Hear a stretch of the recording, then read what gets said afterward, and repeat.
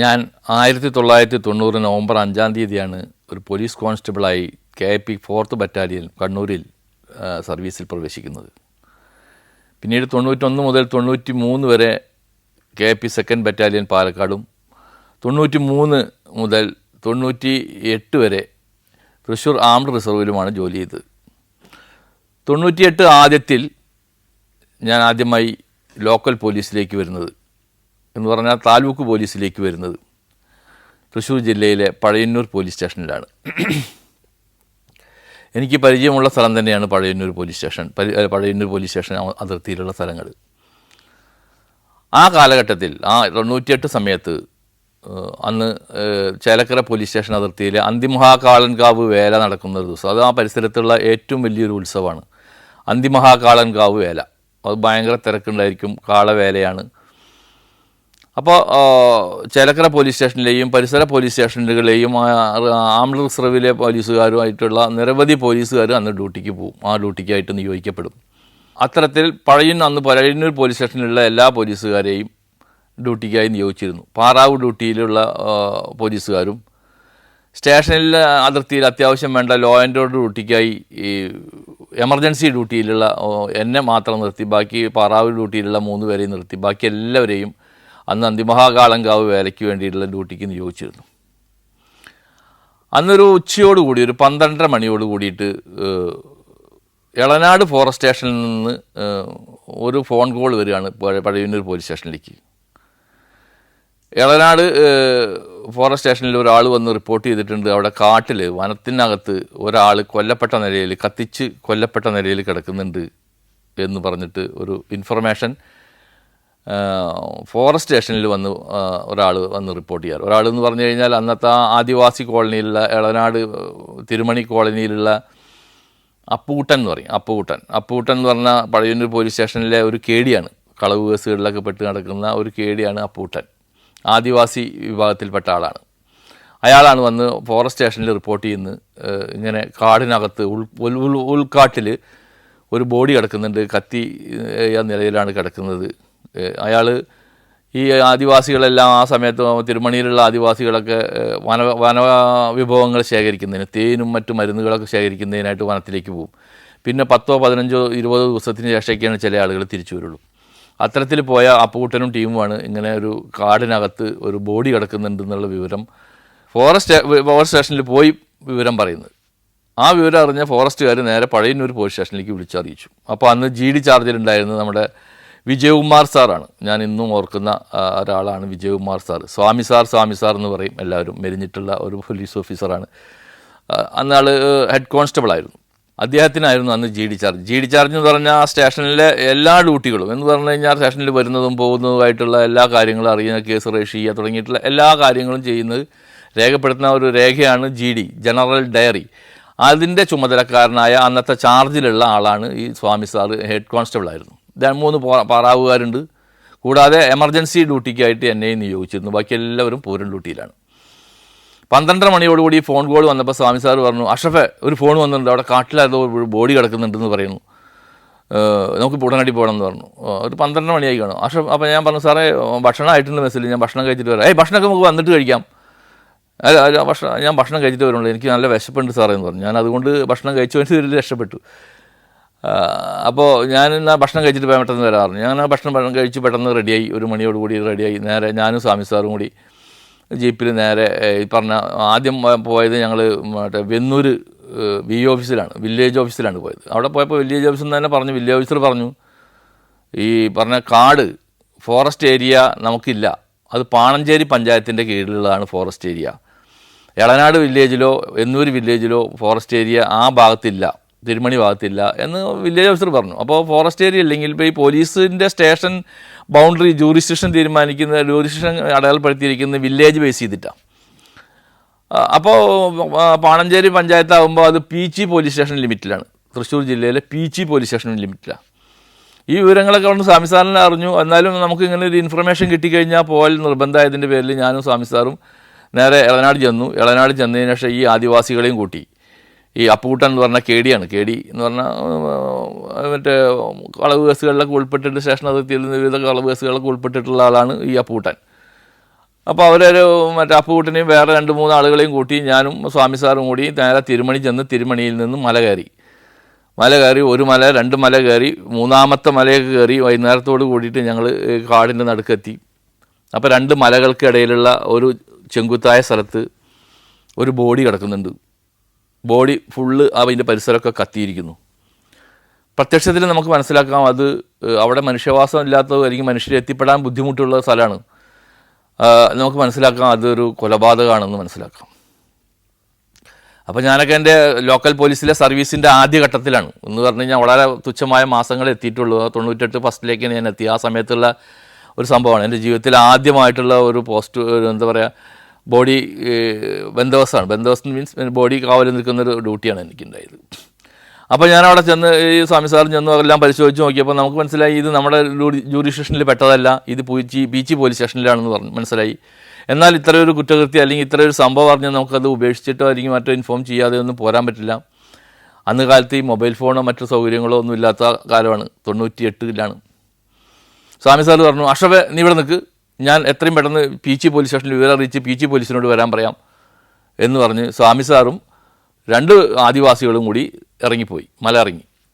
ഞാനും 3 ആദിവാസികളും കൂടി ഈ ബോഡിക്ക് കാവൽ നിന്നു. സമയം അങ്ങനെ കടന്നുപോയി. പെട്ടെന്ന് ഇരുട്ടായി. സ്വാമി സാറിനെ ബന്ധപ്പെടാനോ സ്വാമി സാർ കയറി വരിക അല്ലെങ്കിൽ പോലീസുമായി ബന്ധപ്പെടാനോ എനിക്ക് യാതൊരു മാർഗവുമില്ല. ഘോര വനത്തിനകത്ത് മൃഗങ്ങളും മറ്റുള്ള ഘോര വനത്തിനകത്താണ് ഞാൻ ഉൾപ്പെട്ടിരിക്കുന്നത്. 3 ആദിവാസികളുണ്ട്. ഞാനാണെങ്കിൽ ഒരു സിഗരറ്റ് വലിക്കുക, ബീഡി വലിക്കുക, അത്തരം ശീലങ്ങൾ, എന്തായാലും അത്തരം ശീലങ്ങളില്ലാത്തതിൻ്റെ പേരിൽ എൻ്റെ കയ്യിൽ തീപ്പെട്ടിയോ മറ്റൊന്നുമില്ല. ഫ്രീ ഹാൻഡിലാണ് ഞാൻ നിൽക്കുന്നത്. നേരം ഇരുട്ടി തുടങ്ങി. ആദിവാസികൾ പറഞ്ഞു, ഞങ്ങൾ 10-15 ദിവസമായി സാർ കാട് കയറിയിട്ട് വിശന്നിട്ട് വയ്യ, ഞങ്ങൾ പോവാണ്, ഞങ്ങൾക്ക് ഇവിടെ നിൽക്കാൻ പറ്റില്ല എന്ന് ആദിവാസികൾ അപ്പൂട്ടനടക്കം പറഞ്ഞു. ഞാൻ ഈ ബോഡിയുടെ അടുത്ത്, ബോഡിക്കെന്ന് പറഞ്ഞു കഴിഞ്ഞാൽ തലയോട്ടിയുണ്ട്, തലയിൽ മുടിയൊക്കെ ഉണ്ട്, കത്തിയ നിലയിലാണ്. തലയുടെ തലയ്ക്കകത്ത് തലച്ചോറോ മറ്റു സാധനങ്ങളൊന്നുമില്ല. അതേമാതിരിക്ക് നട്ടലിൻ്റെ ഈ ഭാഗങ്ങളുണ്ട്. അങ്ങനെ കുറച്ച് ബോഡി പാർട്സുകളാണ് ഉള്ളത്. അത് മറ്റേ മാംസത്തോട് കൂടിയതും മാംസം ഉണങ്ങിയതും മാംസം കത്തിക്കരിഞ്ഞതുമായിട്ടുള്ള വിധത്തിലുള്ള ബോഡിയൊക്കെ ആകെ വികൃതമായിട്ടുള്ള രീതിയിൽ കിടക്കുന്നതാണ്. എനിക്കിത് ഇങ്ങനെ ഒരു സംഭവം ഉണ്ടായിട്ട് അത് നമുക്ക് അങ്ങനെ ഒരു സംഭവം അറിഞ്ഞിട്ട് അവിടെ നിന്ന് വിട്ടുപോരാൻ ഒരു പോലീസുകാരൻ എന്ന നിലയിൽ നമുക്ക് പറ്റൂല. നമ്മുടെ നിയമം അനുവദിക്കുന്നില്ല, അതിന് കാവൽ നിൽക്കണം. ഈ ആദിവാസികൾ പോവാണെന്നും പറഞ്ഞു. ആദ്യം ഇരുട്ടായി തുടങ്ങി, യാതൊരു ഗത്യന്തരവും ഇല്ലാതെയായി. ഞാൻ ആദിവാസി അപ്പൂട്ടനോട് പറഞ്ഞു, അപ്പൂട്ടാ നീയാണ് ഈ സംഭവം കണ്ടിരിക്കുന്നത്, നീ ഈ നാട്ടിലെ കള്ളനാണ്, നീ ഇത് ഉപേക്ഷിച്ചിട്ട് ഇവിടെ പോയി കഴിഞ്ഞാൽ നാളെ നിനക്കെതിരെ തിരിയും, നീ ഈ കേസിലെ പ്രതിയാവും എന്നൊക്കെ വേണ്ടത് അപ്പൂട്ടനെ ഒന്ന് ഭീഷണിപ്പെടുത്തി. അല്ല സാർ എനിക്ക് വിശന്നിട്ടാണ് ഞാൻ എനിക്ക് നിൽക്കാൻ പറ്റുന്നില്ല എന്നൊക്കെ പറഞ്ഞ് അപ്പൂട്ടനും നിന്നും മറ്റു ആദിവാസികൾ നിന്നും അവരൊന്ന് പേടിപ്പിച്ചപ്പോൾ അവരവിടെ നിൽക്കാൻ വേണ്ടി തീരുമാനിച്ചു. എന്തായാലും നേരെ ഇരുട്ടായി, ആരെയും ഒരു കമ്മ്യൂണിക്കേഷൻ ഇല്ല, നമുക്കതിന് മാർഗ്ഗങ്ങളില്ല. ഘോര വനം, മൃഗങ്ങളൊക്കെ ഉള്ള വനങ്ങൾ. അതിൻ്റെ കുറേ 2 മല 3 മല 2 മല കയറി കഴിഞ്ഞാൽ അപ്പുറത്ത് കുതിരാൻ അറിയാമല്ലോ നിങ്ങൾക്ക്, ഹൈവേ, കുതിരാൻ്റെ ഇപ്പോൾ ഉള്ള തുരങ്കങ്ങളൊക്കെ നമ്മുടെ ടണലൊക്കെ വന്നിട്ടുള്ള ആ ഭാഗമാണ്. 2 മല കയറണം അപ്പുറത്തേക്ക്. അതിൻ്റെ നടുക്കാണ്. അപ്പോൾ അവിടെ നിന്നുള്ള ഭാഗത്തിൻ്റെ നടുക്കാണ് ഈ ബോഡി കിടക്കുന്നത്. കുറച്ച് കഴിഞ്ഞപ്പോൾ ഞാൻ അവരോട് പറഞ്ഞു, എന്നാൽ ഒരു പണി, നിങ്ങളിൽ ഒരാൾ ഇറങ്ങിച്ചെല്ല്, കാടിറങ്ങ്.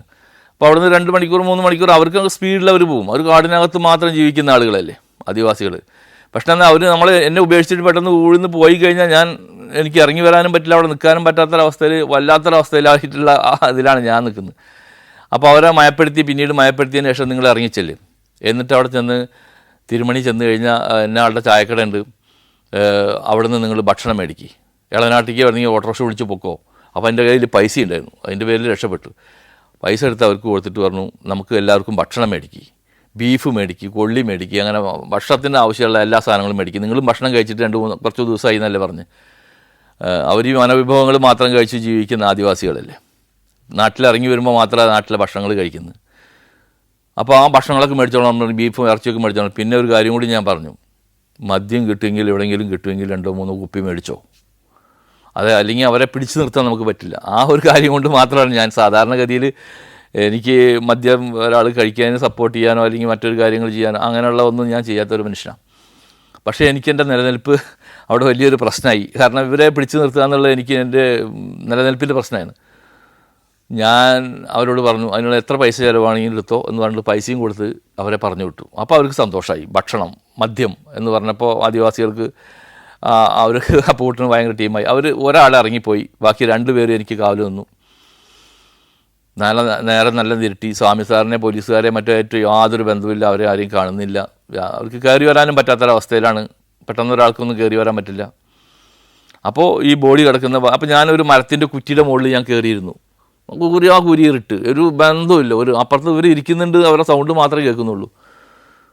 അപ്പോൾ ഈ ബോഡി കിടക്കുന്ന ഭാഗത്ത് നിന്ന് ഭയങ്കരമായിട്ടുള്ള മൃഗങ്ങളുടെ അല്ലെങ്കിൽ അതുപോലുള്ള സൗണ്ടും ഞരക്കങ്ങളും കാര്യങ്ങളും കേട്ടു. എൻ്റെ കിളി പാറിപ്പോയി ഈ ഘോരവനത്തിനകത്ത്. ഞാൻ അപ്പൂട്ടനോട് ചോദിച്ചു, അപ്പൂട്ടാ എന്താ അത് സാറേ അത് പന്നി മുള്ളനെന്തോ വരികയാണ്, അത് തിന്നാൻ വേണ്ടി വരുന്നതാണ്, അങ്ങനെ എന്തോ മൃഗങ്ങൾ തിന്നാൻ വരുന്നതാണ് എന്ന് പറഞ്ഞ് അപ്പൂട്ടൻ അവിടെ തപ്പി കല്ലൊക്കെ എടുത്ത് അപ്പൂട്ടൻ ഈ കല്ലുകൊണ്ട് ഈ സൗണ്ട് കേട്ട സ്ഥലത്തേക്ക് എറിയാൻ തുടങ്ങി. എന്തായാലും കുറേ നേരം അങ്ങനെ ഇരുന്ന് ഒരു 10-11 മണി ഏകദേശം ആയി കാണുന്ന എൻ്റെ തോന്നൽ. കാരണം ഞാൻ ഈ പറഞ്ഞ മാതിരിക്ക് അന്നും ഇന്നും വാച്ച് അങ്ങനെ ഉപയോഗിക്കാറില്ല, അപൂർവ്വമേ ഉപയോഗിക്കാറുള്ളൂ. കുറേ കഴിഞ്ഞപ്പോൾ ഒരു പെട്രോൾ മാക്സിൻ്റെ വെളിച്ചം അങ്ങനെ മല അടിവാരത്തു നിന്ന് ഇങ്ങനെ കയറി വരുന്നത് നമുക്ക് കാണുന്നുണ്ട്. അവർ കയറി വന്നു. അപ്പോൾ നോക്കിയപ്പോൾ അവർ കുറേ എത്തിയപ്പോൾ അവർ കൂക്കി. ഒരു 11 മണിയോടുകൂടി എന്തായാലും അവരൊക്കെ മല കയറി വന്നു. മല കയറി വരുമ്പോൾ ഈ വേറെ 2 ആദിവാസികളും കൂടിയുണ്ട്. മദ്യം എന്ന് പറഞ്ഞപ്പോൾ അവരും അവരുടെ കൂടെയാണ് കൂടിയതാണ്. എന്തായാലും അവർ 4 പേര് കയറി വന്നു. അപ്പോൾ ഭക്ഷണപ്പൊതികളും മദ്യവും അതുപോലെ തന്നെ ഈ ചാക്ക് പെട്രോൾ മാക്സ് ഇതൊക്കെ ആയിട്ടൊക്കെ കയറി വന്നു. നേരെ കയറി വന്നു, മേലേക്ക് കയറി വന്നപ്പോൾ സന്തോഷമായി, അവർക്കും സന്തോഷമായി, എനിക്കും എൻ്റെ എന്താ പറയുക, ഒരു ആശ്വാസം കിട്ടിയ പോലെയായി. എല്ലാവരും കൂടി വന്നു. ഒരു പെട്രോൾ മാക്സും വന്നു. അത്ര വെളിച്ചമുള്ള പെട്രോൾ മാക്സ് എന്നല്ല, റാന്തൽ എന്നൊക്കെ പറയില്ലേ, റാന്തൽ, അതിൻ്റെ മറ്റൊരു ഭഗവതായിട്ടുള്ളൊരു ലൈറ്റാണ്. എവിടെ നിന്നോ അവർ സംഘടിപ്പിച്ച് കൊടുക്കുന്നതാണ്. അവർക്ക് അത്രേ കിട്ടാനുള്ള ആ സമയത്ത് സാധ്യതയുള്ളൂ. കാരണം അവരൊന്നും ചോദിച്ചു കഴിഞ്ഞാൽ പെട്ടെന്ന് ആരും സാധാരണക്കാർ കൊടുക്കുകയോ കാര്യങ്ങൾ ചെയ്യില്ലല്ലോ. ഇവിടെ നിന്നൊക്കെ സംഘടിപ്പിച്ചു. അവർ ഈ മദ്യം ഭക്ഷണമൊക്കെ കണ്ടപ്പോഴാണ് ഏകദേശം നമുക്ക് സപ്പോർട്ടും കാര്യങ്ങളും ചെയ്യാൻ തുടങ്ങിയത്. ഇന്ത്യയിലെ 13 സംസ്ഥാനങ്ങളിലൂടെയുള്ള സഞ്ചാരം ഇപ്പോൾ പെൻഡ്രൈവിൽ ലഭിക്കുന്നു.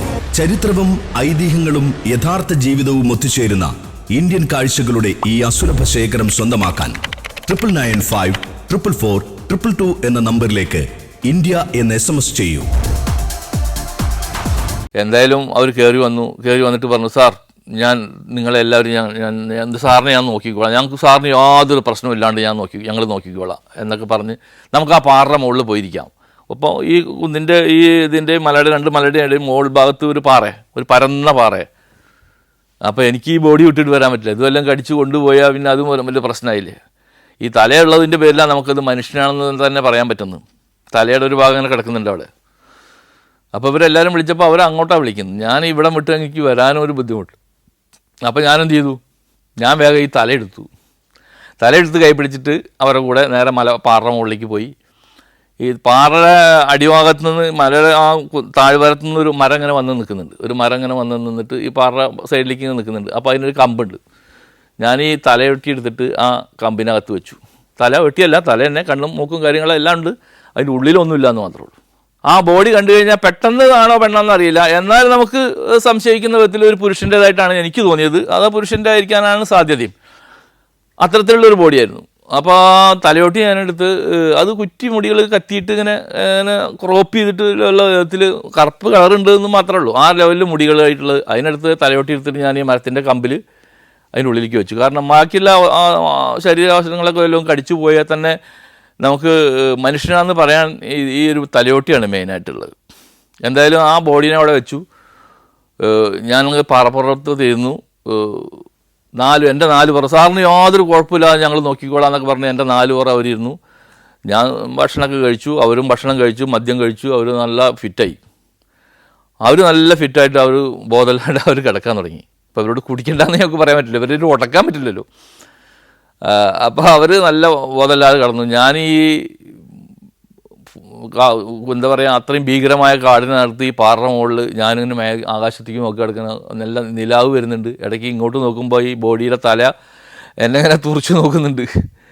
വല്ലാത്തൊരവസ്ഥയിൽ ഞാനിരുന്നു. എനിക്ക് ഇവരൊക്കെ ബോധമില്ലാതെയായി. എനിക്ക് ഉറക്കം വരില്ലല്ലോ. ഞാൻ ഈ ചാക്കും പുതച്ച്, നല്ല തണുപ്പുമുണ്ട്, ഒരു നല്ല രാത്രിയല്ലേ. ഞാനങ്ങനെ ഇരുന്നു. രാത്രി വളരെ വൈകി ഒരു 2 മണി ആ സമയത്തൊക്കെ ആയി തോന്നുന്നുണ്ട്. ഒരു ഭയങ്കരമായ ശബ്ദം കേട്ടു.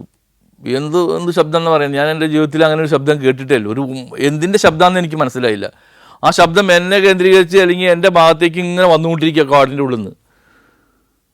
ഞാൻ ഈ സ്വപ്നത്തിലെ പോലെ, എനിക്ക് സ്വപ്നത്തിൽ നമ്മൾ എന്തെങ്കിലും സ്വപ്നം കണ്ടു കഴിഞ്ഞാൽ ആരെങ്കിലും വിളിച്ചാൽ സൗണ്ട് പുറത്തേക്ക് വരില്ലല്ലോ, അങ്ങനെ എനിക്ക് സൗണ്ട് പുറത്തേക്ക് വരുന്നില്ല. എനിക്ക് അങ്ങനെ അപ്പൂട്ടനെ വിളിക്കുന്നുണ്ട് ഞാൻ, സൗണ്ട് പുറത്തേക്ക് വരുന്നില്ല. എന്താ അത്ര ആ സൗണ്ട് എന്നെ ഈ കാട്ടിൽ നിന്ന് കേൾക്കുന്ന സൗണ്ട് ഇങ്ങനെ എന്നെ കേന്ദ്രീകരിച്ച് വരുന്ന പോലെ എനിക്ക് തോന്നുകയാണ്. അങ്ങനെ ദൂരത്തു നിന്ന് ഇങ്ങനെ എൻ്റെ അടുത്തേക്ക് ഇങ്ങനെ വരികയാണ് സൗണ്ട്. അപ്പോൾ എനിക്ക് വിളിച്ചാൽ സൗണ്ടും പുറത്തേക്ക് വരുന്നില്ല. ഞാൻ വേഗം അപ്പൂട്ടനെ പിച്ച് ചെയ്യാൻ ഇങ്ങനെ പിടിച്ചിട്ട് പിച്ച്, അപ്പോൾ അപ്പൂട്ടനോട് അപ്പൂട്ടൻ എനിക്ക് എന്നൊക്കെ പറഞ്ഞിട്ട് ഇരിക്കുമ്പോൾ, സാർ അത് മലവണ്ടാണ് സാർ, അതങ്ങനെ പറന്ന് പൊക്കോളൂ സാർ, നമ്മളെ ഒന്നും ഉപദ്രവിക്കില്ല, അതങ്ങനെ സൗണ്ട് ഉണ്ടാക്കി പൊക്കോളൂ സാർ എന്ന് പറഞ്ഞു.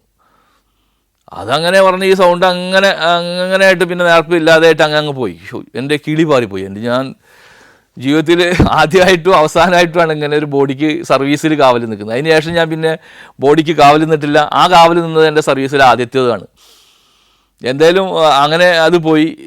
നേരം പിന്നെ അങ്ങനെ എനിക്ക് ഉറക്കം വരില്ലല്ലോ. ഞാൻ ഇങ്ങോട്ട് തിരിഞ്ഞു കഴിഞ്ഞാൽ ഈ ബോഡി, ഈ തല എന്നെ അങ്ങനെ നോക്കുന്നുണ്ട്. ഞാൻ ഇങ്ങോട്ട് തിരിഞ്ഞാൽ നിലാവും മുകളിലെ ആകാശവും മറ്റ് മൃഗങ്ങളൊക്കെ ഉള്ള വലിയൊരു ഘോര വനം. ഞാൻ കുറേ നേരം പരപരാ വെളുത്തുകൊണ്ടിരുന്ന ഒരു 6:30 മണി 7 മണിയൊക്കെ ആയി. ആ സമയമൊക്കെ ആകുമ്പോഴാണ് ഒരു വെളിച്ചം വരുന്നത്. ആ സമയത്ത് എൻ്റെ കൂടെ വർക്ക് ചെയ്യുന്ന പഴയ പോലീസ് സ്റ്റേഷനിലെ ഷെയ്ഖ് 2 ആദിവാസികളായിട്ട് വടിയൊക്കെ കുത്തി മെല്ലെ പരപരാ വെളുത്തപ്പോഴത്തേക്കും കയറി വന്നു. ഷെയ്ഖ് കയറി വന്നപ്പോഴാണ് എനിക്കൊരു ആശ്വാസം വന്നത്. അങ്ങനെ ഷെയ്ഖ് വന്നു. പിന്നെ കുറേ കഴിഞ്ഞ് ഇൻക്വസ്റ്റിനുള്ള പോലീസുകാരെ കൂടിയിട്ട് മറ്റേ അവിടുന്ന് CIയും പാർട്ടി എല്ലാവരും കൂടി കയറി വന്നപ്പോഴേക്കും 10-11 മണിയായി. ഇൻക്വസ്റ്റ് നടത്തിയതിന് ശേഷം ഈ ബോഡിയുടെ എല്ലാ ഭാഗങ്ങളും, ഈ തലയാവട്ടി, ഞാൻ ആ തലയോട്ടിയൊക്കെ അപ്പോഴേക്കും ഞാൻ കാലത്ത് നേരം വെളുത്തപ്പോൾ ഞാൻ എടുത്തുകൊണ്ട് രാജസ്ഥാനത്ത് തന്നെ വെച്ചു. ആ തലയോട്ടിയല്ല കേട്ടോ, ശരിക്കും അത് തലയോട്ടിയല്ല, തലയോട് മാത്രമല്ല, അതിൻ്റെ എല്ലാ മുഖത്തുള്ള സ്കിന്നും അതിൻ്റെ മാംസവും കാര്യങ്ങളൊക്കെ ഉണ്ട്. അതുപോലെ തന്നെ തലയിൽ ഹെയർ ഉണ്ട്. പക്ഷേ തലയ്ക്ക് ഉള്ളിലൊന്നുമില്ല. അതൊക്കെ എന്തോ തിന്നു പോയിരിക്കുകയെന്നാണ് എനിക്ക് തോന്നുന്നത്. കാരണം ഈ ഭാഗത്തു നിന്ന് ഉള്ളിലേക്കുള്ളതൊക്കെ എല്ലാം നഷ്ടപ്പെട്ടിട്ട് അതങ്ങനെ ഹോളായി കിടക്കുക. ഞാൻ അതിൻ്റെ ഉള്ളിലാണ് ഞാൻ കൈയിട്ടത്. എന്നിട്ട് അങ്ങനെ എടുത്തിട്ട് പോന്ന്. എന്തായാലും അത് അവിടെ കൊണ്ട് യഥാസ്ഥാനത്ത് തന്നെ വെച്ചു. എന്നിട്ട് അതിന് ശേഷമാണ് ഇൻക്വസ്റ്റും കാര്യങ്ങളൊക്കെ നടത്തിയത്.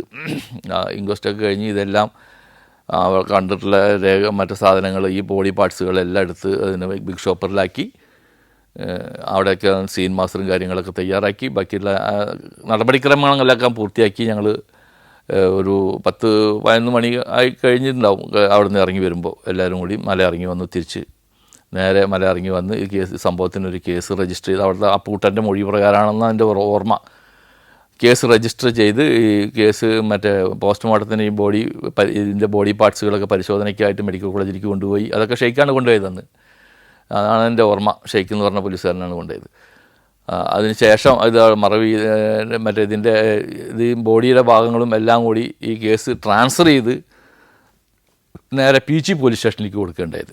പീച്ചി പോലീസ് പിന്നെ അത് എന്ത് ചെയ്തു, എന്താണ് ആ കേസിൻ്റെ പിന്നീടുണ്ടായ അവസ്ഥ, മർഡർ കേസിൽ ഇത് ഐഡൻറ്റിഫൈ ചെയ്തോ, മാൻ മിസ്സിങ്ങിലുള്ള ആളുകളെ ഐഡൻറ്റിഫൈ ചെയ്ത് അങ്ങനെ എല്ലാം കണ്ടെത്തിയോ എന്നുള്ള കാര്യങ്ങളൊന്നും പിന്നീട് എനിക്കറിയില്ല. എൻ്റെ ലോക്കൽ സ്റ്റേഷനിലെ എന്ന് പറഞ്ഞാൽ, ലോക്കൽ പോലീസ് സ്റ്റേഷൻ എന്ന് പറഞ്ഞാൽ താലൂക്ക് പോലീസ്, അതിലെൻ്റെ ആദ്യത്തെ അനുഭവം എന്ന് പറഞ്ഞാൽ സർവീസിൽ ഞാൻ ലോക്കൽ പോലീസ് സ്റ്റേഷനിൽ വരുമ്പോഴാണ് നമുക്ക് കൂടുതൽ അനുഭവങ്ങൾ എല്ലാ കാര്യങ്ങളും ഉണ്ടായി, കേസുമായി ബന്ധപ്പെട്ട് മറ്റുള്ളതൊക്കെ ഉണ്ട്.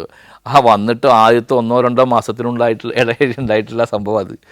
പിന്നീട് അന്ന് വൈകുന്നേരം, അന്ന് വീട്ടിൽ പോകാൻ പറ്റിയിട്ടില്ല. അന്ന് വൈകുന്നേരം DYSP വരുന്നുണ്ട് എന്നൊക്കെ പറഞ്ഞു. അപ്പോൾ DYSP സാറ് വരുന്നുണ്ട് എന്ന് പറഞ്ഞപ്പോൾ നമുക്ക് അവിടെ നിൽക്കേണ്ടത് നിർബന്ധമായി. വീണ്ടും DYSP സാറ് വന്നു. DYSP സാറിന് മല കയറി പോകാനും അത് കയറ്റി അവിടെ സ്ഥലം കാണിച്ചു കൊടുക്കാനും പിന്നെ ആരുമില്ല, പരിചയസമ്പന്നരായില്ല. ഷെയ്ഖ് ബോഡിയുടെ കൂടെ പോയി. DYSP സാർ വന്നപ്പോൾ വീണ്ടും DYSP സാറിൻ്റെ കൂടെ ആദിവാസികളെയും കൂട്ടിയിട്ട് ഞാൻ വീണ്ടും മല കയറി. ദുർഘടം തന്നെയാണ്. പക്ഷേ അന്നത് നമ്മൾ ചെറുപ്പമായതിൻ്റെ പേരിൽ നമുക്ക് അത്ര ഇതായ പ്രായം കുറഞ്ഞതിൻ്റെ പേരിലൊക്കെ നമുക്ക് ഏത് മലകളും കയറാം എന്നുള്ള ആത്മവിശ്വാസവും കയറും ചെയ്യാവുന്ന ആളുകളായിരുന്നു. അപ്പോൾ എന്തായാലും ആ മലകളൊക്കെ കയറി 2-3 വല്ല DYSP കൊണ്ട് സ്ഥലം സന്ദർശിച്ചു. DYSP സ്ഥലം കണ്ടു, പരിശോധിച്ചു. സാധാരണ മർഡർ കേസുകൾ ഉണ്ടാകുമ്പോൾ DYSP സാറ്, പ്രമാദമായ കേസുകളൊക്കെ ഉണ്ടാകുമ്പോൾ SP സാറൊക്കെ സീനിയർ സിറ്റിയിൽ നിർബന്ധമാണ്, അവർ വരാറുണ്ട്. അത് പ്രകാരം DYSP സാറും വന്നു. മർഡർ എന്നുള്ള സംശയം പ്രത്യക്ഷത്തിൽ അവിടെ മനുഷ്യന് എത്തിപ്പെടാത്ത സ്ഥലത്ത് ഒരു ആൾ ഇതുപോലെ ചുറ്റുപുറത്തും തീയിട്ട് കിടക്കുന്നുണ്ടെങ്കിൽ സൂയിസൈഡ് ചെയ്യാൻ അത്ര ഉള്ളിലേക്ക് പോകേണ്ട ഒരു ആവശ്യമില്ല. എനിക്ക് തോന്നുന്ന ഇത് ഹൈവേ ഉണ്ടല്ലോ അപ്പുറത്ത് കുതിരാൻ മരം മറ്റേ നമ്മളിപ്പോൾ തുരങ്കങ്ങളൊക്കെ വളർന്നിട്ടുള്ള ആ ഫോറസ്റ്റ് അതിൻ്റെ അവിടെ നിന്ന് ആരോ കൊണ്ടുവന്നിട്ട് കഴിക്കാനാണ് സാധ്യത എന്നാണ് എൻ്റെ ഒരു നിഗമനം. എന്തായാലും നമുക്ക് അന്ന് ഈ കേസന്വേഷണത്തിൽ അത്ര ഇതായിട്ടില്ല. നമ്മൾ മറ്റേ എന്താണ് ലോക്കൽ പോലീസ് സ്റ്റേഷനിൽ എത്തിയിട്ടുള്ള ആ സമയത്താണല്ലോ, ആദ്യത്തെ മാസം 2 മാസത്തെയാണ്. എന്തായാലും നമ്മൾ DYSP സ്ഥലമൊക്കെ കാണിച്ചതിന് ശേഷം തിരിച്ചു വന്നു. അന്ന് ഈ ഉത്സവമായതിൻ്റെ പേരിലാണ് പോലീസുകാരെ ആരെയും കിട്ടാണ്ടിരുന്നത്. കാരണം ഉത്സവത്തിന് എല്ലാവരും കൊണ്ടുപോകും. അത്യാവശ്യം ഒരാളെ മാത്രമാണ് ലോ ആൻഡ് ഓർഡർ ഡ്യൂട്ടിക്ക് പുറത്ത് പോകാനും കാര്യങ്ങൾക്കൊക്കെ ആയിട്ട് ഇടുന്നത്. അപ്പോൾ അതിൽ തിരഞ്ഞെടുപ്പ് അന്ന് ഇട്ടത് തന്നെയാണ്. എന്തായാലും എൻ്റെ നിർഭാഗ്യം എന്ന് പറയാം, അങ്ങനെ ഒരു സംഭവത്തിൽ നമുക്ക് ഉൾപ്പെടേണ്ടി വന്നു. ഇത് കഴിഞ്ഞതിന് ശേഷം ഈ സംഭവത്തിൽ അന്ന് വിജയകുമാർ സാറിനെ സ്വാമി സാർ എന്ന് പറഞ്ഞാലേ തന്നെ എല്ലാവരും അറിയുള്ളൂ. വിജയകുമാർ സാറിനെ എല്ലാ പോലീസ് ഓഫീസർമാരും ചീത്ത പറയുണ്ടായി, എനിക്ക് ശാസിക്കുകയുണ്ടായി. നിങ്ങളൊരു പോലീസ് ഉദ്യോഗസ്ഥനെ ഒറ്റയ്ക്ക് ഘോരവനത്തിൽ കൊണ്ടിട്ടതിൻ്റെ ഉദ്ദേശം എന്താണ്? അങ്ങനെ ഇടാൻ പാടും, ഒന്നിൽ കൂടുതൽ ആളിലാണ്. സാധാരണഗതിയിൽ ഇത്തരം സ്ഥലങ്ങളിൽ ബോഡി ബന്ദോബസ്തിന് അല്ലെങ്കിൽ ബോഡിക്ക് കാവൽ നിൽക്കുമ്പോഴൊക്കെ ഒന്നിൽ കൂടുതൽ പോലീസുകാർ ഇടണം. അതേമാതിരി സ്റ്റേറ്റ് വിട്ട് പോകുമ്പോൾ ഒന്നിൽ കൂടുതൽ പോലീസുകാർ വേണം എന്നൊക്കെയാണ് ചട്ടങ്ങൾ. ഇതൊന്നും പാലിക്കാതെ ഈ ഘോരവനത്തിൽ ഈ ഒരു പോലീസുകാരനെ ഒറ്റയ്ക്ക് ഇട്ടത് എന്തുകൊണ്ട് എന്നൊക്കെയുള്ള ചോദ്യങ്ങളും മെമ്മോകളൊക്കെ ഉണ്ടായി എന്ന് പറഞ്ഞു. 3-ാം ദിവസമാണോ 4-ാം ദിവസമായിട്ടാണ് ഞാൻ സ്വാമി സാറിനെ കാണുന്നത്. സ്വാമി സാറിനെ കാണുന്നതോടുകൂടി സ്വാമി സാർ എന്നോട് ആഷറേ പ്രശ്നങ്ങളൊന്നും ഉണ്ടാക്കരുത് ഒന്നും പറയതറ, എനിക്ക് അബദ്ധം പറ്റിയ, എനിക്ക് ആരും വിളിച്ചിട്ട് വന്നില്ല. സ്വാമി സാറും മറ്റേ പീച്ചി പോലീസ് സ്റ്റേഷനിൽ നിന്നും ആരും വന്നില്ല, നമ്മുടെ പോലീസുകാരെല്ലാവരും ഡ്യൂട്ടിയിലായിരുന്നല്ലോ, ഞാൻ അതുകൊണ്ടാണ് എനിക്കൊന്നും ചെയ്യാൻ പറ്റാത്തതില്ല. പിന്നെ ആദിവാസികളും മേലേക്ക് കയറാൻ വേണ്ടി എന്നെ സഹായിച്ചില്ല. പ്രായം ചെന്ന ഒരു മനുഷ്യനോട് നമ്മളൊക്കെ എന്ത് പറയാൻ, നമുക്കൊന്നും പറയാനില്ല. കാരണം ഒരു പോലീസുകാരനെ ഒറ്റയ്ക്കൊന്നും ഒരു ഘോരവനത്തിൽ കൊണ്ടുപോയിടാൻ പാടില്ലാത്തതാണ്. സ്വാമി സാറായിട്ട് ഞാൻ നല്ല അടുപ്പല്ലേ. ഞാനിപ്പോൾ എൻ്റെ മകൻ്റെ കല്യാണമായിരുന്നു 2 ദിവസം മുമ്പ്. അപ്പോൾ അതിന് പോലും സ്വാമി സാറിനെ വിളിച്ചിരുന്നു, സ്വാമി സാറ് വന്നിരുന്നു, പങ്കെടുത്തിരുന്നു. റിട്ടയർഡായിട്ട് ഇപ്പോൾ 10 വർഷത്തിലേറെ ആയി കാണണം സ്വാമി സാറ്. എന്നാലും എപ്പോഴും വരിഞ്ഞ് സ്വാമി എന്ന് തന്നെ വിളിക്കുക. സ്വാമിയൊന്നല്ല ആൾ, വിജയകുമാർ എന്നാണ് പേര്. ആ സ്വഭാവം കൊണ്ടും അയാളുടെ പ്രവൃത്തികളും കൊണ്ടൊക്കെയാണ് അയാളെ സ്വാമി എന്നൊക്കെ വിളിക്കുന്നത്. എന്തായാലും സ്വാമി സാറിൻ്റെ GDയിൽ ഒപ്പം കയറാൻ, GD കയറുക എന്ന് പറഞ്ഞാൽ ഒരു ദിവസത്തെ GD കാലത്ത് മുതൽ വൈകുന്നേരം പിറ്റേ ദിവസം കാലത്ത് വരെ 24 മണിക്കൂർ ഡ്യൂട്ടി ചെയ്യുന്ന ആ സ്റ്റേഷൻ്റെ ഫുൾ ചാർജിൽ വരുന്ന ആ ആളാണ് GD ചാർജ്. അയാളുടെ കൂടെ പാറാവ് കയറാനും GD കയറാനും അന്നത്തെ ദിവസം സ്വാമി സാറിൻ്റെ കൂടെ കയറാൻ എല്ലാവർക്കും ഒരു വിഷമം പറയുക. കാരണം സ്വാമി സാറിൻ്റെ കൂടെ കയറി കഴിഞ്ഞാൽ എന്തെങ്കിലും ഒരു പ്രശ്നങ്ങൾ എപ്പോഴും ഉണ്ടാവും, നമുക്ക് പ്രശ്നങ്ങളുണ്ടാവും, അതിൻ്റെ പേരിൽ പേടിയാണ് എന്നെല്ലാവരും സ്വാഭാവികമായിട്ട് പോലീസുകാരുടെ ഇടയിലുള്ളൊരു സംസാരം. അതുപോലെ സ്വാമി സാറ് നമുക്കങ്ങനെയൊന്നും തോന്നിയിട്ടില്ല, എനിക്കുള്ള സ്നേഹമുള്ള മനുഷ്യനാണ് അയാൾ. ഞാനിപ്പോൾ അതിൻ്റെ പേരിലാണല്ലോ റിട്ടയർഡായിട്ട് ഇത്രയും കൊല്ലങ്ങൾക്ക് ശേഷവും ഞാൻ അദ്ദേഹത്തെ കല്യാണത്തിന് വിളിക്കുക. അദ്ദേഹത്തിൻ്റെ മകൻ്റെ കല്യാണത്തിന് എന്നെയും വിളിച്ചിരുന്നു കഴിഞ്ഞ കൊല്ലം. ആരാന്ന് എനിക്ക് മനസ്സിലായി. ഞാനിതിൽ ബഗേഴ്സ് സാധാരണ പോലെ ഭിക്ഷക്കാരായിട്ടുള്ള ആളുകളെന്ന് പറയണം. അപ്പോൾ ഇവർ പറഞ്ഞു ഭിക്ഷക്കാരല്ല, എൻ്റെ വൈഫ് പറഞ്ഞു ഭിക്ഷക്കാരനല്ല, നിങ്ങളെ അന്വേഷിക്കുന്നുണ്ട് എന്ന് പറഞ്ഞു. ഞാൻ ഇയാളെ കണ്ടപ്പോൾ പോയാൽ ആ ഭിക്ഷക്കാരൻ വന്നിട്ടുണ്ട് എന്നിട്ട് ഞാൻ അകത്തേക്ക് പോവുകയും ചെയ്തു. അപ്പോൾ കുറച്ച് കഴിഞ്ഞിട്ട് എന്നോട് ചോദിച്ചു, സാർ എന്ന് വിളിച്ചു. എന്തേ നിങ്ങളാരാ, എന്താ ചോദിച്ചു കാര്യങ്ങൾ, എന്തേ എന്നെ അറിയില്ലേ? ഞാനില്ലേ കള്ളൻ രാധാകൃഷ്ണനാണ്, ഞാൻ കൊല്ലായിക്കൽ രാധാകൃഷ്ണനാണ് എന്ന് പറഞ്ഞപ്പോൾ എൻ്റെ കിളി പാറി.